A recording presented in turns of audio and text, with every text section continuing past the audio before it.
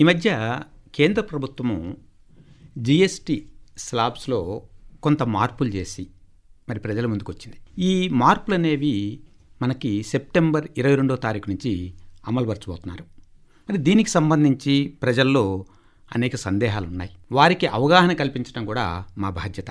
అందుకే ప్రజలకి, ముఖ్యంగా అన్ని తరగతుల వాళ్ళకి దీని మీద అవగాహన కల్పించాలి అనేటువంటి ఉద్దేశంతో ఈరోజు ఆకాశవాణి స్టూడియోస్లోకి మన central GST principal commissioner Shri N Sridhar గారిని ఆహ్వానించడం జరిగింది. శ్రీధర్ గారు, నమస్కారం అండి. నమస్కారం అండి. మొదట అసలు సాధారణంగా ప్రభుత్వం ప్రజల మీద పన్నులు మరి ఎన్ని రకాలు వేస్తుంది? మనకి కేంద్ర ప్రభుత్వం, రాష్ట్ర ప్రభుత్వాలు రెండు పన్నులు విధిస్తాయండి. ఈ పన్నులు విధించే రెండు రకాలు. ఒకటి డైరెక్ట్ ట్యాక్స్ అంటారు, ప్రత్యక్ష పన్ను. ఇంకోటి ఇండైరెక్ట్ ట్యాక్స్ అంటారు, పరోక్ష పన్ను. డైరెక్ట్ ట్యాక్స్ అంటే మన ఇన్కమ్ ట్యాక్స్ ఉంటుంది అండ్ కార్పొరేషన్ ట్యాక్స్ ఉంటుంది. ఇన్కమ్ ట్యాక్స్ అంటే మన ఇండివిజువల్స్ మన శాలరీలోంచి కట్టే పన్నుని ఇన్కమ్ ట్యాక్స్ అంటారు. మన కంపెనీలు వాళ్ళ ప్రాఫిట్ మీద కట్టే పన్నుని కార్పొరేషన్ ట్యాక్స్ అంటారు. అది ప్రత్యక్ష పన్ను, డైరెక్ట్ ట్యాక్స్. పరోక్ష పన్ను, ఇండైరెక్ట్ ట్యాక్స్ అంటే మనం ప్రభుత్వానికి డైరెక్ట్గా కట్టం. అంటే కన్జ్యూమర్స్ అందరం కలిసి ఏదన్నా వస్తువు కొనుక్కున్నప్పుడు, లేకపోతే సర్వీసు ఏదైనా వాడుకున్నప్పుడు, సర్వీస్ అంటే మనం ఏదో సెలవునికి వెళ్తాము, లేకపోతే బస్సులో ప్రయాణిస్తాము, ట్రైన్లో ప్రయాణిస్తాము, ఇలాంటి సర్వీసెస్ ఏమైనా ఉపయోగించినప్పుడు మనం కట్టే పన్నుని గూడ్స్ అండ్ సర్వీస్ ట్యాక్స్ అంటారు. ఇది రాష్ట్ర ప్రభుత్వం, కేంద్ర ప్రభుత్వం ఇద్దరు లెవీ చేస్తారు. వీటికి ముఖ్యమైనటువంటి తేడా ఎక్కడ వస్తుంది? ఇప్పుడు ప్రత్యక్ష పన్నుని ఎందుకంటామంటే అది మనం డైరెక్ట్గా మన జీతంలోంచి అది కట్ అయిపోతుంది. మన పాకెట్లోంచి గవర్నమెంట్కి వెళ్ళిపోయేది ప్రత్యక్షంగా డైరెక్ట్గా వెళ్ళిపోయే పన్ను.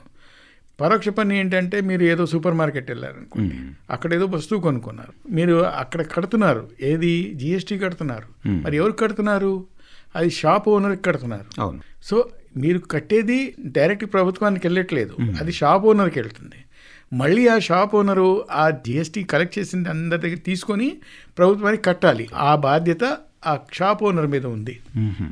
అందుకే దీన్ని పరోక్ష పన్ను అంటాం. దీనివల్ల ప్రయోజనం ఏంటి ప్రత్యేకంగా ప్రభుత్వానికి కానీ ప్రజలకు కానీ? మన దగ్గర కలెక్ట్ చేసిన పన్నులన్నీ గవర్నమెంట్ మన బెనిఫిట్ కోసము, మన అభివృద్ధి కోసమే ఉపయోగిస్తుందండి. రోడ్లు వేయటానికి, వంతెనలు కట్టడానికి, డిఫెన్స్ కోసం, ఇంకా ఎన్నో అభివృద్ధి పనులు చేయటానికి మనకి ఈ డబ్బుని ఉపయోగిస్తారు. అందుకే మనం కట్టిన పన్నులన్నీ తిరిగి మనకు బెనిఫిట్ కోసమే వాడతారు. కాబట్టి మనం ఈ కరెక్ట్గా ట్యాక్స్ కట్టడం, మనం కట్టిన ట్యాక్స్ కరెక్ట్గా ప్రభుత్వానికి వెళ్తుందా లేదా చూడటం అనేది చాలా ఇంపార్టెంట్. ఇందాక మీరు పరోక్ష పన్ను గురించి చెప్పారు కదా. పరోక్ష పన్నులు ముఖ్యంగా వస్తువుల మీద, అలాగే సేవల మీద వేసేటువంటి పన్ను. వీటిలో ఏమైనా రకాలు ఉంటాయా? ఈ రెండే రకాలండి. ఒకటి tax on goods and tax on services.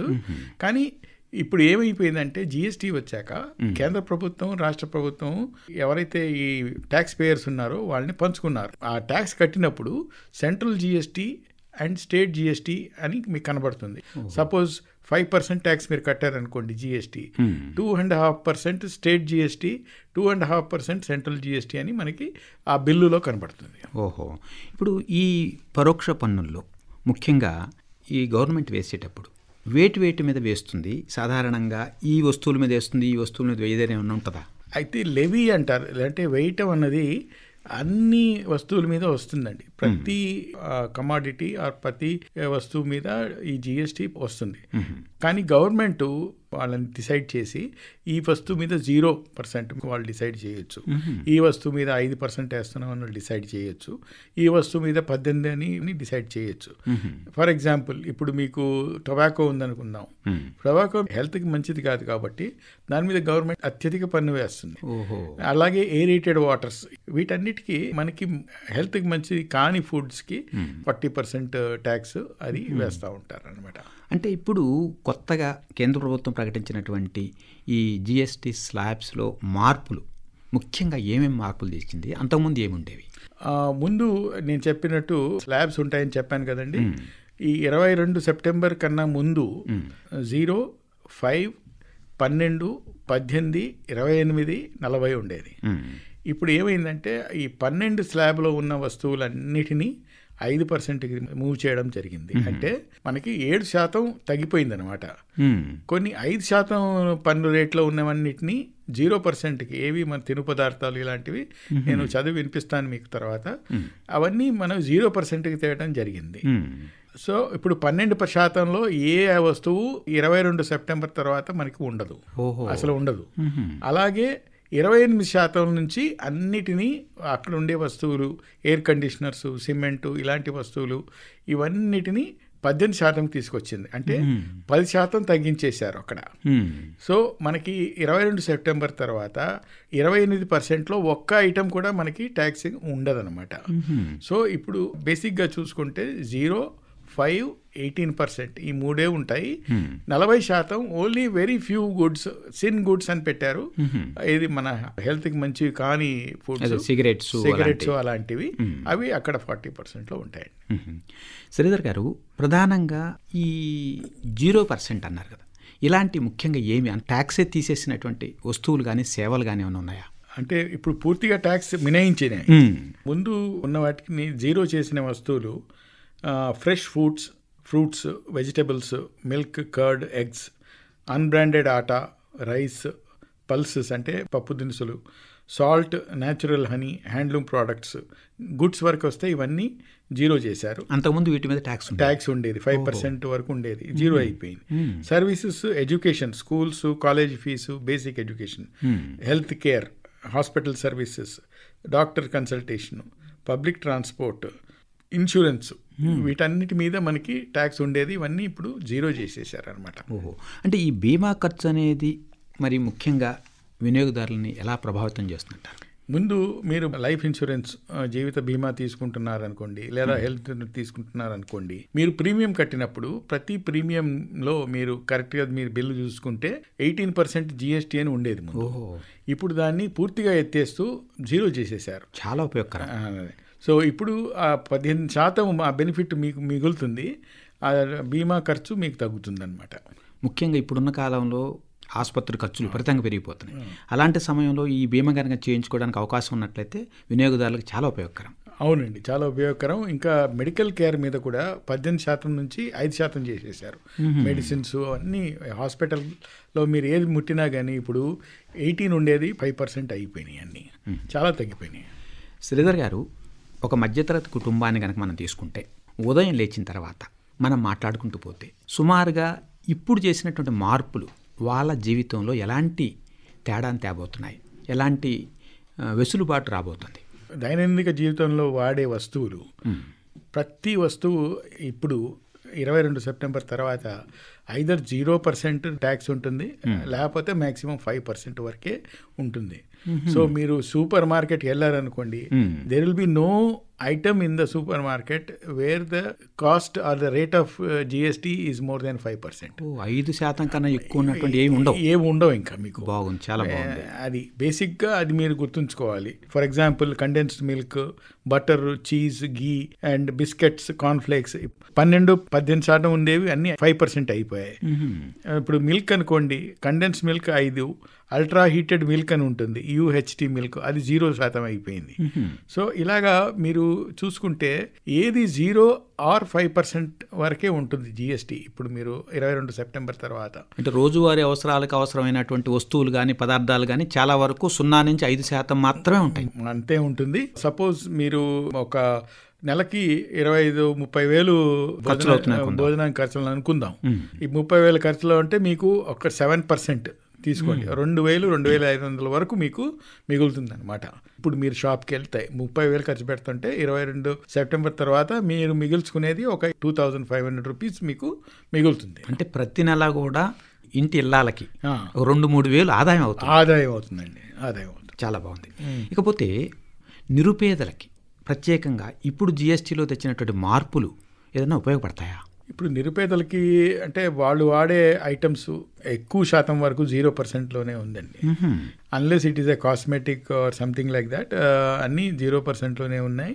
ఇప్పుడు ఏమవుతుందంటే ఈ డబ్బులు మిగలటం వల్ల కొంచెం మనం ఎకనామిక్ యాక్టివిటీ కొంచెం జనరేట్ అవుతుంది. ఇక్కడ ఎకనామిక్ యాక్టివిటీని స్టిమ్యులేట్ చేయడానికి ఉపయోగపడుతుంది. అలాగే ఇన్ఫ్లేషన్ తగ్గుతుంది. సో ఈ డబ్బులు అతని చేతిలో మిగులుతాయి కాబట్టి lower income group, lower middle class ఎవరైనా ఉంటే వాళ్ళకి ఈ డబ్బులు వేరే యాక్టివిటీస్లో ఉపయోగపడడానికి డబ్బులు మిగులుతాయి. వాళ్ళు ఇతర ఖర్చులు పెట్టుకోవడానికి అవకాశం వస్తుంది. వాళ్ళు ఈ మిగిల్చుకున్న డబ్బుల్ని వేరే విధంగా వాళ్ళు వాడుకోవచ్చు. జిఎస్టీ మార్పు అనేది మరి స్థానికంగా ఉద్యోగాలు పెరగటానికి కానీ లేకపోతే స్థానిక పరిస్థితుల్లో ఈ ఆర్థికపరమైనటువంటి వ్యవస్థల్ని బలపరచడానికి కానీ ఏదన్నా అవకాశం ఉందా? అంటే ఇప్పుడు మనకి ప్రత్యక్షంగా కాకుండా ఇలాంటి reduction in rate of taxes ఇవి పరోక్షంగా మనకి బెనిఫిట్ అవుతాయండి. ఇప్పుడు ఏమవుతుందంటే ట్యాక్స్ 18 నుంచి 5%, 12 నుంచి 5% అయినప్పుడు ఇంతవరకు ట్యాక్స్ తప్పించుకొని తిరిగే వాళ్ళు కూడా అరే 5%ఏ కదా మనం రిజిస్ట్రేషన్ తీసుకొని కడదామని వాళ్ళు ముందుకు వస్తారు. అలాగే ఆర్థిక వ్యవస్థకి వాళ్ళు సహాయించిన వాళ్ళు అవుతారు. అండ్ మనకి ఈ డెవలప్మెంట్ ఆఫ్ యాక్టివిటీస్లో వాళ్ళ కాంట్రిబ్యూషన్ కూడా ఉన్నది అవుతుంది. చాలామంది ట్యాక్స్ పేయర్స్ కలెక్ట్ చేసిన ట్యాక్స్ని వాళ్ళు ప్రభుత్వానికి కట్టేస్తారు. కానీ 10-15% చాలా మంది ఉన్నారు ఇప్పుడు కూడా వాళ్ళు కలెక్ట్ చేసుకొని వాటిని ప్రభుత్వానికి పే చేయట్లేదు. అలాంటి వాళ్ళు కూడా ఇప్పుడు తగ్గటం వల్ల అరే మనం ఇంత తక్కువ ట్యాక్స్ కట్టినప్పుడు మనం ఎందుకు by avoiding paying to the government మనకేం బెనిఫిట్ వస్తుందని వాళ్ళు ఆలోచించి వాళ్ళు కూడా ఈ ట్యాక్స్ నెట్లోకి రావడం జరుగుతుంది. ఈ జిఎస్టీ తగ్గింపు వలన ప్రత్యేకంగా ఉద్యోగాలు ఏదన్నా పెరుగుతాయా? ఇప్పుడు డైరెక్ట్గా మనకి బెనిఫిట్ అని ఉంటుందని నేను చెప్పలేను. ఉద్యోగాలకి మనకి ఎకనామిక్ యాక్టివిటీ ఇంక్రీజ్ అయినప్పుడు మనకి ఏదైతే మిగిలిన డబ్బులు ఏవైతే ఉన్నాయో అవి ఇన్వెస్ట్మెంట్ కింద more opportunities can be created అని. It is like a multiplier effect అండి. మన దగ్గర ఎక్కువ డబ్బులు మిగిలితే దాన్ని మనం వినియోగించి ఇంకా ఎకనామిక్ యాక్టివిటీ ఎక్కువ చేసుకోవచ్చు అన్న ఒక ప్రిన్సిపల్ మీద మనం వెళ్తున్నాం. ఈ మధ్యకాలంలో అమెరికా ప్రభుత్వం టారిఫ్లు బాగా పెంచింది. మరి ఆ టారిఫ్లు పెంచడానికి భారత ప్రభుత్వం ఈ జిఎస్టీ తగ్గించడానికి ఏదైనా సంబంధం ఉందంటారా? భారత ప్రభుత్వం డైరెక్ట్గా చెప్పలేదండి ఇలా సంబంధం ఉందని వాళ్ళు ఏమి ఇంతవరకు చెప్పలేదు. కానీ మనం దాన్ని ఇన్ఫర్ చేసుకునే ఛాన్సెస్ ఉన్నాయి. చాలామంది ఎకనామిక్స్ వాళ్ళు చెప్పారు పన్నులు మన trade with America is big portion of our trade. ఇప్పుడు మనకు ఎగుమతులు చూసుకుంటే 60-70% అమెరికాతోటే ఉంటుంది మన ట్రేడ్. అది తగ్గిపోతున్న తరుణాన మనకి ఈ లోకల్ ఎకనామిక్ యాక్టివిటీని ఇంప్రూవ్ చేయడానికి జిఎస్టీ తగ్గించారు అని ఈ ఎకనామిక్స్ చాలామంది ఫెయిల్ అవుతున్నారు. బట్ మీకు తెలుసుకోవాల్సింది ఏంటంటే మనం 2017లో ఇంట్రడ్యూస్ చేసిన జిఎస్టీ ఇప్పుడు 8 సంవత్సరాలు దాటింది. జూలై 2025కి 8 సంవత్సరాలు దాటి 9వ సంవత్సరంలో ఉన్నాము. ఇప్పటికీ చాలా రిక్వెస్ట్ వచ్చాయి అందరి తరఫు నుంచి. రేట్స్ స్లాబ్స్ ఎక్కువ ఉన్నాయి, వాటిని తగ్గించాలి, మనకి కాంప్లయన్స్ ఇది చేయాలని ఇలాంటి కోరికలు ఎప్పటి నుంచో ఉన్నాయి, ఇప్పుడు కాదు. కానీ గవర్నమెంట్ వాళ్ళు saw it as the right opportunity, this is the chance to do it అని వాళ్ళు చేశారని నేను అనుకుంటున్నాను. ఒక విధంగా వాళ్ళకి గవర్నమెంట్కి ఉపయోగపడుతుంది, ఒక విధంగా ప్రజలకు కూడా ఉపయోగపడుతుంది. ప్రభుత్వము ప్రజల కోసం లేదా వ్యాపారస్తుల్ని ప్రోత్సహించడం కోసం జిఎస్టీ తగ్గించింది, బాగానే ఉంది. కానీ వినియోగదారులు కొనుక్కునేటప్పుడు మరి వాళ్ళు ఈ తగ్గించినటువంటి జిఎస్టీని చూపించకుండా మళ్ళీ ధరలు పెంచి వాళ్ళు మామూలు పాత రేట్లకే అమ్మితే ఎవరు వాళ్ళ మీద చర్యలు తీసుకుంటారు? ఇది మంచి ప్రశ్న అండి. ఇప్పుడు వినియోగదారుల మీద బాధ్యత ఉందండి. ఎందుకంటే గవర్నమెంట్ ఇప్పుడు అందరికీ ఇప్పుడు ఈ ఆల్ ఇండియా రేడియో ప్రోగ్రాం ద్వారా నేను ఇక్కడికి వచ్చి ఈ మాట చెప్పడానికి కారణం ఏంటంటే వినియోగదారులు తెలుసుకోవాల్సింది ఏంటంటే వాళ్ళు 5% కట్టేది ఇప్పుడు 0 అయిపోయింది, 12% కట్టేది 5% లేకపోతే 0 అయింది, 18% కూడా కొన్ని 5% 0 అయిపోయింది. అంటే జిఎస్టీ రేట్ తగ్గిపోయిన తర్వాత ఆ షాప్ అతను ఈ రేటు తగ్గించాడా లేదా, వాళ్ళు 22కి ముందు ఏదైనా కొన్నది 22 సెప్టెంబర్ తర్వాత కొన్నది ఆ రేటు తేడా ఉందా లేదా వాళ్ళు అడిగి అతన్ని ఎందుకు మీరు తగ్గించలేదు అని చెప్పి మా దృష్టికి తీసుకొస్తే, అంటే మన స్టేట్ జిఎస్టీ, సెంట్రల్ జిఎస్టీ వాళ్ళ ఆఫీసర్స్ కూడా మాకు టీమ్స్ కింద ఫామ్ అయ్యి మేము కూడా షాప్స్కి వెళ్ళి చేస్తున్నాము.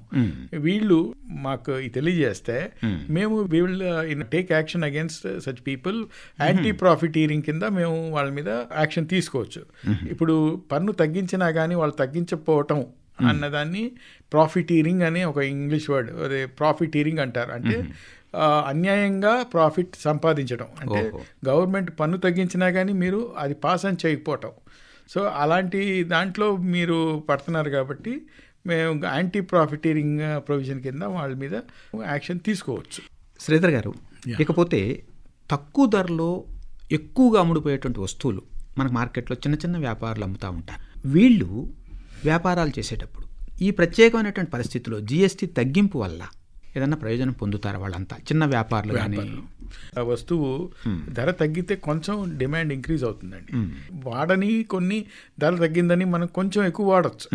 కానీ ఇక్కడ ఏంటంటే మనకి ఆ మిగిలిన డబ్బులు వేరే మనకి లగ్జరీ వస్తువులకి కొనడానికి పనికి వస్తుంది. ఈ చిన్న వ్యాపారులకి కొంచెం ఇంక్రీజ్ ఇన్ సేల్స్ వాల్యూమ్ జరగవచ్చు. సేల్స్ వాల్యూమ్ పెరుగుతుంది, మరి వినియోగదారు డబ్బులు మిగిల్చుకుంటాడు కాబట్టి ఆ డబ్బుతో అతను ఇంకేమైనా ఆయనకి ఇంతకు ముందు ఆయనకి గిట్టుబాటు కాని వస్తువు ఆయన కొనుక్కోవచ్చు. అదేలేండి, వినియోగదారులకు ఒక వస్తువులు కాకుండా అవసరమైన వస్తువులు ఎక్కువ కొనుక్కోవడానికి అవకాశం వస్తుంది. కాస్మెటిక్స్ ఇలాంటివి కోరికలు కూడా, చిన్న చిన్న కోరికలు కూడా తీర్చుకోవడానికి అవకాశం వస్తుంది. బాగుందండి.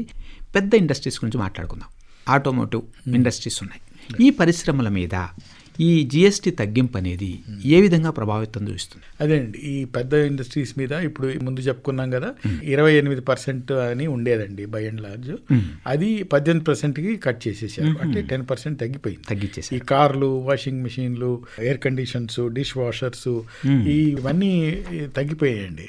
మానిటర్స్, టెలివిజన్స్, ఇవన్నీ టెలివిజన్ సెట్స్ 25 నుంచి 18% పడిపోయినాయండి.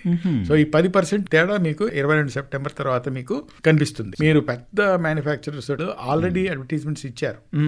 వాళ్ళు ఇచ్చి దాంట్లో చెప్పేశారు, మేము ఇంత తగ్గించేస్తున్నాము, కార్ ఇంత ధరకే వచ్చేస్తుంది మీకు అని ముందే చెప్పేశారు ఆల్రెడీ వాళ్ళు. సో ఇలాగా ఇవన్నిటి వస్తువుల రేట్లు తగ్గిపోతాయండి.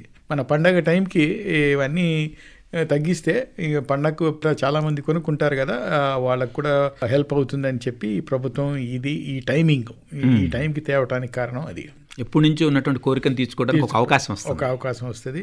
ఈ దసరా, దీపావళి సందర్భంగా కొనుక్కుంటారు కదా అని వాళ్ళకి తగ్గించేస్తే ఇంకా బాగుంటుందని చెప్పి వాళ్ళు అది చేశారండి. ఔషధాలు ఉన్నాయి, అలాగే ఆరోగ్య సంరక్షణ ఉంది. ఈ రంగం ఈ ప్రభావం వల్ల ఒక సంస్కరణ లాగా మార్పులు రావడానికి ఏమైనా అవకాశం ఉందా? ఇప్పుడు ఇది పెద్ద మార్పే అండి. నేను ఇప్పుడు 18% నుంచి 5%కి వచ్చేసాం. హాస్పిటల్ సర్వీస్ ఇవన్నిట్లో 18 ఉండేది, ఇప్పుడు 5%కి వచ్చేసాం. మీరు హాస్పిటల్లో మీరు ఏది చూసుకున్నా కానీ 5%. ఇప్పుడు డయాగ్నోస్టిక్ కిట్స్ కానివ్వండి, మీ హాస్పిటల్ సర్వీసెస్ మీరు ఏదైనా తీసుకోండి, 5% తీసుకొచ్చేసారు వాళ్ళు. అంటే అంతకుముందు మనం ఆసుపత్రికి వెళ్ళాలంటే భయపడాల్సి వచ్చేది, ఎంత ఖర్చు అయిద్దా అని. ఇప్పుడు అంత భయపడాల్సిన అవసరం లేదండి. ఇప్పుడు 18 నుంచి 5 అంటే చూసుకోండి, 13% ట్యాక్స్ దగ్గరే మీకు తగ్గిపోయింది ఖచ్చితంగా. ఇకపోతే వస్త్రాలు, టెక్స్టైల్స్ ఇవన్నీ మనం ఎక్కువగా ఎగుమతి మీద మనం దృష్టి పెట్టేవాళ్ళం గతంలో. మరి ఇప్పుడున్నటువంటి పరిస్థితుల్లో అమెరికా పరిస్థితి కానీ, ఇతర దేశాల పరిస్థితి కానీ చూస్తే ఈ వస్త్ర పరిశ్రమలు దీనివల్ల ఏదైనా లబ్ధి పొందుతాయా? అవునండి, ఇది కూడా చాలా మట్టుకు 5%కి వచ్చేసాయండి. సపోజ్ ఒక షర్టో ప్యాంటో అనుకుందాం, 2500 లోపు వస్తువుకి 5%. బట్ 2500 కన్నా ఎక్కువ ఉందంటే దానికి 18% పెట్టారు. మన కామన్ మ్యాన్ మనం వెళ్ళి కొనుక్కునే షర్ట్లు ఉంటాయి కదండి, మామూలుగా 1000 రూపాయలు అంతా, దానికన్నా ఎక్కువ ఉండవు. అలాంటి వస్తువుల మీద 5% ఉందండి. 2500 దాటిన షర్ట్లు, ప్యాంట్లు ఇలాంటివి అయితే 18% అది దాన్ని అట్లాగే పెట్టారు. వస్త్ర పరిశ్రమ మీద ఇది ప్రభావం ఎలా ఉంటుంది? అదే వస్త్ర పరిశ్రమ అంటే మీకు యాన్ నుంచి స్టార్ట్ అవుతుంది, ఫైబర్, యాన్ ఇవన్నిటి మీద 5% కింద వచ్చేసిందండి ఇప్పుడు. సో చాలా మీకు 12 నుంచి 5 అయిపోయిందండి. సో దానివల్ల మనకి చాలా మటుకు వ్యాపారం పెంచుకోవడానికి స్టిమ్యులేట్ అవుతుందండి. ఇప్పటికీ మీరు మనకి మన దేశంలో రోటీ, కపడా, మకాన్ అంటారు కదండి. ఇప్పుడు కపడా అయితే మనకు ఆల్రెడీ మనకి చాలా చౌకగా దొరుకుతున్నాయి. అంటే మనం as compared to other inflation clothes are more affordable. But ఇప్పుడు ఇది 12% నుంచి ఇంకా 5% వరకు వచ్చేసింది కాబట్టి ఇంకా మీకు మంచిగా తక్కువ ప్రైస్కి దొరుకుతాయండి. చేతి పనులు తీసుకునే వాళ్ళు ఉంటారు ప్రత్యేకంగా భారతదేశంలో. వివిధ ప్రాంతాల్లో వివిధ రకాలైనటువంటి చేతి పనులు, హస్తకళలు ఉంటాయి. వాళ్ళకి ప్రత్యేకమైనటువంటి వెసులుబాటు మరి దీనివల్ల ప్రభావితం అవుతాయి. అంటే mostly 0% and some times it is 5% ఏదో ఉందండి. మనకి భారతదేశంలో వ్యవసాయం ప్రధానమైనటువంటి వృత్తి. ఈ వ్యవసాయదారులు, రైతులు మరి ఈ జిఎస్టీ తగ్గింపు వలన ఏదన్నా లబ్ధి పొందుతారా? చాలా బెనిఫిట్ అండి. ఇప్పుడు మీకు చూడండి, tractors, spare parts, farm equipment, diesel engines, వాళ్ళు వాడే ప్రతి బయోపెస్టిసైడ్స్ అన్నిటి మీద 5%కి తీసుకొచ్చేసారండి.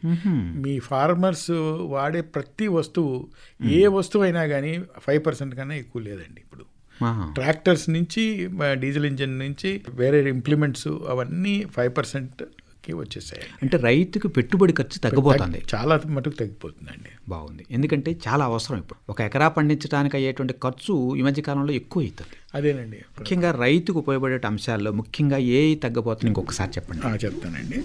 ఇది tractors and spare parts, farm equipment, మీరు ఏదన్నా కానివ్వండి, వ్యవసాయ పరికరాలు, యంత్రాలు, ప్రతి యంత్రం, cold chain, food processing, then diesel engines వాళ్ళు వాడేవన్నీ తగ్గిపోయినాయండి. ఈ అగ్రికల్చర్ సెక్టర్లో అండి fixed speed diesel engines and other hand pumps, nozzles for drip irrigation equipment, sprinklers, agricultural, horticultural and forestry machinery, then harvesting and threshing machinery, other agricultural, horticultural, forestry equipment, beekeeping machinery, composting machines, tractors, self-loading and self-unloading trailers, hand-propelled vehicles. ఈ fertilizer సెక్టర్లో 5% అయిపోయింది. Sulphuric acid, nitric acid, ammonia, gibberellic acid, ఇలాంటివి అన్నీ 5%లోకి వచ్చేసాయండి. And tyres for tractors, tube for tractor tyres, hydraulic pumps for tractors, then tractor wheel rim, అన్ని ట్రాక్టర్కి సంబంధించిన ప్రతి ఐటమ్, గేర్ బాక్స్ కానీ, ట్రాన్సాక్సల్స్ కానీ, రేడియేటర్ అసెంబ్లీ కానీ, సైలెన్సర్ కానీ 5%కి వచ్చేసి, అంతకుముందు అది 18%కి ఉండేది. 18% ఉండేది, 5%కి వచ్చేసింది. చాలా మంచి పరిణామం అండి ఇది మటుకు. ఇక మొత్తం మీద ప్రజలకి ఈ రోజువారీ వినియోగంలో ఒక్కసారి మనం ఏ వస్తువులు ధరలు తగ్గబోతున్నాయి అని ఏదన్నా చెప్పొచ్చా? చెప్పొచ్చండి. ఎలా? ఇప్పుడు మనకి tooth powder, candles, safety matches, feeding bottles, nipples, hand bags, tableware, umbrellas, sewing needles, kerosene, sewing machines, bicycles, parts and accessories, ఇవన్నీ 12 నుంచి 5%కి వచ్చేసాయండి. Condensed milk, butter, cheese, ghee, chocolates, biscuits and cookies, cornflakes, toilet paper, drinking water bottles, soya milk drinks, tomato ketchup, jam, ice cream, cakes, hair oil, shampoo, toothbrush, toothpaste, dental floss, talcum powder, face powder, shaving cream, aftershave lotion, shaving lotion, contact lenses, spectacles, feeding bottles, mathematical boxes, geometry boxes, ఇవన్నీ 12 నుంచి 5కి వచ్చేసాయండి. Exercise book, graph book, laboratory notebook, ఇవన్నీ 0 అయిపోయాయండి. Pencil sharpeners, erasers, ఇవన్నీ 0 అండి. Air conditioning machines 28 నుంచి 18, dish washers also 18కి వచ్చేసిందండి. అలాగే టెలివిజన్ సెట్స్ కూడా 18%కి వచ్చేసింది. Television monitors and projectors 18%, drugs and medicines 5%, all diagnostic kits 5%, 12 నుంచి 5 అండి. థర్మామీటర్స్ 18 నుంచి 5, బ్లడ్ గ్లూకోజ్ మానిటరింగ్ సిస్టమ్ 12 నుంచి 5 అండి. నాప్కిన్స్ అండ్ నాప్కిన్ లైనర్స్ 5%కి వచ్చేసింది. Clinical diapers, girls bandages, bicycles అన్ని 5%కి వచ్చేసాయండి. కాబట్టి చాలా వరకు రోజువారీ వాడేటువంటి ప్రతి వస్తువు కూడా ధర తగ్గబోతుంది. 5% కన్నా ఎక్కువ ఉండే ఛాన్సెస్ లేదు. ఇక కార్లు, అలాగే ఖరీదైనటువంటి వస్తువులకు సంబంధించి ప్రత్యేకంగా ఈ జిఎస్టీ మార్పులో ఏదైనా ప్రభావం ఉందా? కార్స్కి మనకి 28%లో ఉండేదండి ముందు. 28% నుంచి స్మాల్ కార్స్, అంటే 1200 cc కన్నా తక్కువ ఉన్న కార్స్, అవి మనకి ఇప్పుడు 18%కి వచ్చేసిందండి. ముందు 28% ఉండేది, ఇప్పుడు 18% పడిపోయింది. పెద్ద కార్ ఉందనుకోండి, అది that has become 28% plus cess ఉండేది, ఇప్పుడు 40% వితౌట్ సెస్కి వెళ్ళింది. అంటే వాళ్ళకి ఎఫెక్టివ్గా ముందు 45% డ్యూటీ ఉండేది, అది ఇప్పుడు 40% తగ్గినట్టు వాళ్ళకు కూడా తగ్గింది. 1500 cc కన్నా ఎక్కువ ఉన్న కార్స్ కూడా రేట్ ఆఫ్ జిఎస్టీ తగ్గింది. శ్రీధర్ గారు, ఓ ప్రిన్సిపల్ కమిషనర్గా ముఖ్యంగా తగ్గించినటువంటి జిఎస్టీకి సంబంధించి ప్రజలకు మీరు ఇచ్చేటువంటి సూచన, సలహా ఏంటి? ఫస్ట్ ఆఫ్ ఆల్ మీ అందరికీ శుభాకాంక్షలు అండి. ఈ రేట్స్ అన్ని తగ్గినందుకు యాజ్ కన్జ్యూమర్స్, నేను ప్రిన్సిపల్ కమిషనర్ కన్నా ముందు కన్జ్యూమర్, సో మనందరికీ ఇది ఒక మంచి వార్త. ఇది రేట్స్ తగ్గటం అన్నది మనందరికీ ఒక మంచి పరిణామం. కానీ ఇది మన దాకా రావాలంటే మనం అలర్ట్గా ఉండాలి. మీరు పోయి షాప్ దగ్గర ఎప్పుడైనా కొనుక్కున్నప్పుడు 22 సెప్టెంబర్ తర్వాత ఈ 12% నుంచి 5% అయినవి, 5% నుంచి 0% అయినవి, ఇవన్నీ నేను చదివి వినిపించిన ఐటమ్స్ లిస్ట్ అంతా మీరు ఒకసారి వాళ్ళని అడిగి దీనికి ముందు ఎంత ఉండేది జిఎస్టీ, దాని తర్వాత ఎంత అయింది, నాకు ఆ బెనిఫిట్ ఇస్తున్నారా లేదా అది తెలుసుకొని మీరు కొనుక్కోవాలండి. So consumers need to be alert to avail of these benefits. అంటే వినియోగదారులు చైతన్యవంతులు కావాలండి. ఇదేదన్నా సమస్య ఉంటే ఎవరైనా మరి సరైనటువంటి ధర కాకుండా అంతకుముందు ధరకు అమ్ముతుంటే ఎవరికి చెప్పుకోవాలి మేము? అది నేను ఇప్పుడు ఒక అడ్రస్ ఇస్తానండి. CCU-CEX VZG Vizag. CCU-CEX VZG@gov.in ఈ ఈమెయిల్ ఐడికి మీరు కంప్లైంట్ పంపించవచ్చండి. శ్రీధర్ గారు, ఒక్కసారి శ్రోతల కోసం మరొకసారి చెప్తాను. ఇది CCU-CEX VZG@gov.in. కరెక్ట్. ఈ ఈమెయిల్ అడ్రస్ కనుక ఏదైనా కంప్లైంట్ పెడితే ఎవరైతే తగ్గించకుండా అమ్ముతున్నారో వాళ్ళ మీద మీరు యాక్షన్ తీసుకునేటువంటి అవకాశం ఉంది. యాంటీ ప్రాఫిటీరింగ్ ప్రొవిజన్స్ కింద మేము తప్పకుండా యాక్షన్ తీసుకుంటాము. వస్తువులు తగ్గిన రేట్లు వాళ్ళకి వచ్చేటట్టు మేము షాప్ కీపర్ మీద యాక్షన్ తీసుకుంటాం. శ్రీధర్ గారు, ఒక ప్రిన్సిపల్ కమిషనర్గా, సెంట్రల్ జిఎస్టీ ప్రిన్సిపల్ కమిషనర్గా మరి శ్రోతలకి చాలా విలువైనటువంటి సమాచారాన్ని మీరు అందించారు. దీనివలన ఎన్నో కోట్ల మంది లబ్ధి పొందబోతున్నారు. మరి ఈ అవకాశాన్ని ప్రజలందరూ కూడా సద్వినియోగపరుచుకుంటారని ఆశిద్దామండి. ఆకాశవాణి స్టూడియోస్కి వచ్చి ప్రజల కోసం ఇంత మంచి సమాచారాన్ని ఇచ్చినందుకు ఆకాశవాణి తరపున, మా శ్రోతల తరపున మీకు ధన్యవాదాలు. నమస్కారం అండి.